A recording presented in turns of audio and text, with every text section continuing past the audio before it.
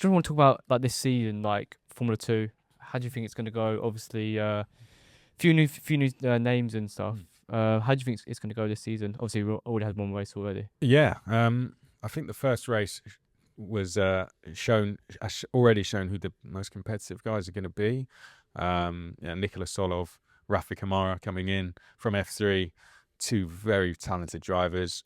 Alex Dunn and Martin Stenchon had their incident, but I think they'll come back from that, and they're both going to be very good as well. So there's so many. Dino Beganovic was very unlucky, in the fact that his bad luck just follows that guy around, but that his car stopped, but he's going to be up there as well. So there's not a clear favourite in my opinion. There's probably 5 or 6, and then having Colton Herta there is absolutely crazy, isn't it? And Nico Verone from the World Endurance Championship. Yeah. So we've got two big names in. And when you think about it, we've got an IndyCar driver, a Super Formula champion, a 24-hour Le Mans winner, all on the same grid. And that's something you often debate in a bar, who's going to win. So now we get to find out. Yeah. But with Colton Herta, obviously that's the big name. You know, I think how many races won in? It was about 9 races. I think 9. Won. Yeah. Like, really successful. How do you think he's going to pan out this season? I think. What did he? I think he got 7th in the Fuse race. Yeah. I think that's where he's going to be for a little while, and then the second half of the season we'll see him getting wins and podiums. If he can get the top 5 in the championship, in my opinion, that's a great achievement, because he's not been to many of the tracks, and if he has, it's been in an F4 car. Yeah, it's adapting to it, isn't it? So it's basically write that off. And then he's got the tyres to learn as well, which are incredibly different. So different to the in IndyCar, your fuel goes up and down. So you're with a heavy car, then a light car, then you refuel it. So he's got to get used to a sprint race, which he's never really done before since 2016, I think. So and all different things to learn. Even the road surface as well, like all the tracks out there are so bumpy. Like and it's completely different. They don't go really too many tracks, and the ones they do are very narrow, very tight and twisty. Spa's not like that. No. I think he must be enjoying life, just driving all these circuits that are just so nice. Like we even see Mick Schumacher's now in IndyCar having to get used to the different circuits now as well. When he's struggling a little bit, but I think he would get on top of it at some point as well. I think so. And ultimately, he is just there to prepare for F1. As long as he passes this test, then he'll be in Cadillac either next year or the year after. So it's probably one of the biggest auditions there's ever been in motorsport, because he's been put on an F2 grid and saying, if you do well there, we'll put you in F1, or this is for you to learn. And he's got everyone in the world watching him. Yeah, that follows F1. So when he crashed in practice, I knew that wouldn't go down well. But it showed you that he's not here to mess around. He's here to fight. So I think he will get, if 5th in the championship for him would be a really great result. And even you said Nico Verone as well, coming over from completely different racer series as well. How do you think he's going to get along as well? I think he's maybe going to struggle a little bit, because he's only done. I think the last time he did a full season in single seaters was 2018, so it was a long time ago. Right. And he did the odd single seater race in 2019 and 2020. So I think he might struggle a little bit. And Van Amersfoort are a young team in that championship still. So, but again, if he can get a sprint race podium or something, that would be a really great achievement for him. But I think he's more of a 2-year program, and then Colton Herta, who's going to be a 1-year program. And as well, we're seeing Rafael Kamara, who looks so fast. I think he has a really good shot of being in Formula 1 next season if all things goes his way. But we're seeing a lot of South American drivers kind of come through now. Obviously, Colapinto now in Formula 1, Bortoletto. Yeah. Why is this only happening now? Because we've had so many years without South American drivers. It's a good question. A lot of those South American drivers made the trip over to Europe to race top level karting, and then some were picked up, and I think that's become more popular. Japanese drivers coming over to Europe.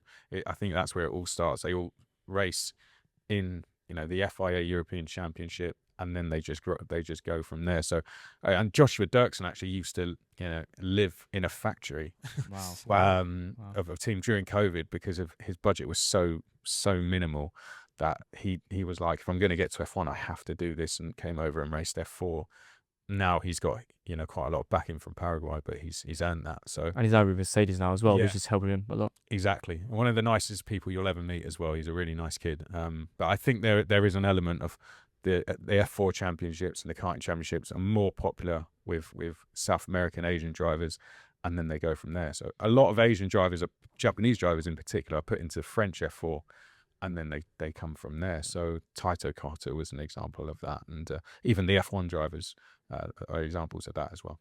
And also, I just want to ask as well, with Formula 1 now, the regulations are changing, obviously more reliant on the battery and stuff like that, and having to drive the cars is completely different. And Lewis has said that it's one of the biggest changes. Yeah.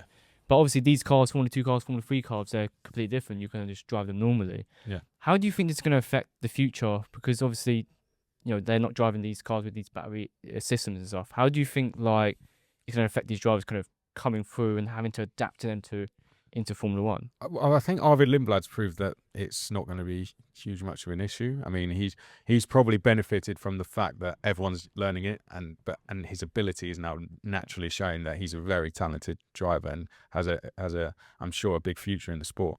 But I think with that, drivers will be okay, particularly to start with, and they'll do a lot of preparation, sim work, testing, and these drivers have the ability to learn different cars really quickly. So I don't think it will make huge much of a difference. For this season, I think it's benefiting the experienced drivers, but then Kimi Antonelli... He's doing all right now, isn't he? He's all right. Yeah, so, and I honestly think he can go and win the whole thing. So I think he's got the ability, 100%. Yeah. Again, this is a bit of a bias thing because I've known him for a long time, and even when he was in karting, it was like, this kid's going to be a world champion one day, and he's now showing that potential. So...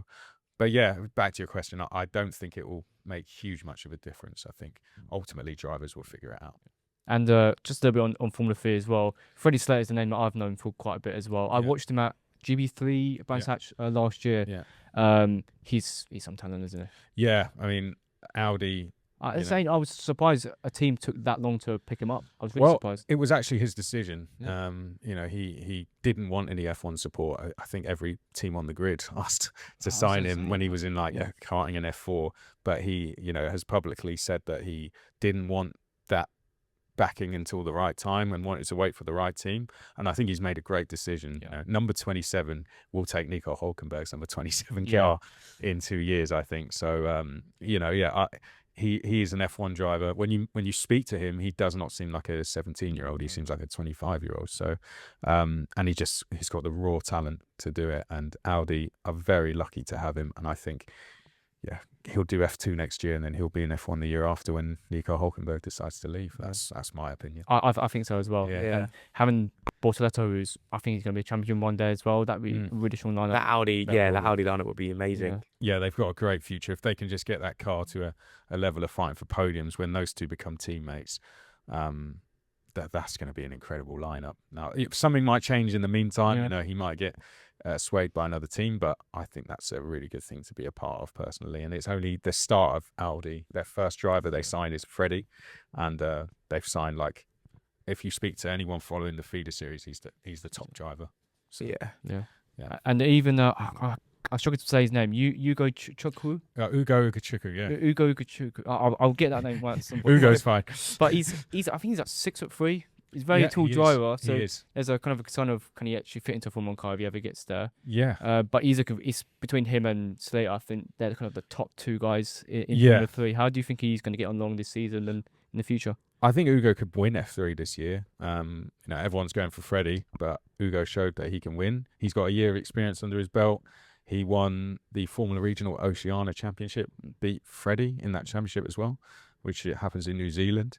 And he's now, you can see just through the screen, you can see he's got so much more confidence than he had the last 2 years. In F4, he was so talented, and in karting the same. But he just was in the kind of wrong teams since then in Frecker and his first season of F3.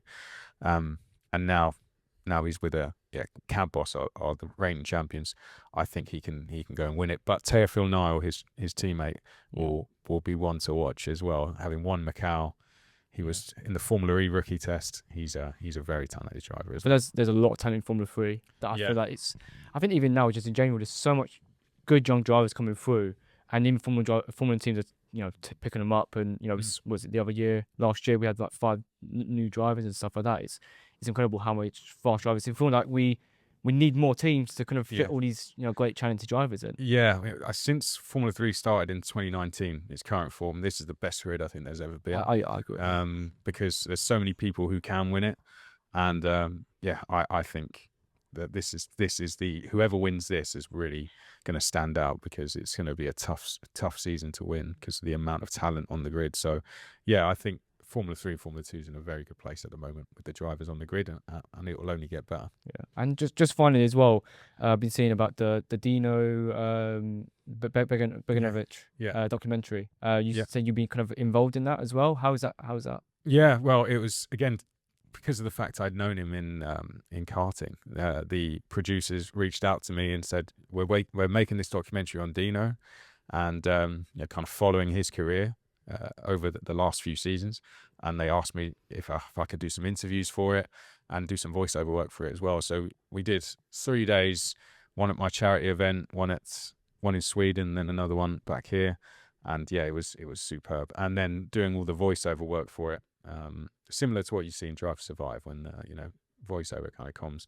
So yeah, it's I don't know how much I can give away, but all I'll say is it is really good, because unlike Drive to Survive, you're following one driver who is fighting for a seat in F1, and it's you see his ups and his downs, and seeing all that, being a fly on the wall for all of that is a really good documentary. So I think it's going to do really well. And when does that come out? It's 19th of April. It comes out. I know it's on Swedish TV. I don't know what kind of online things it's at yet, but I'm pretty sure Netflix or Amazon will pick it up.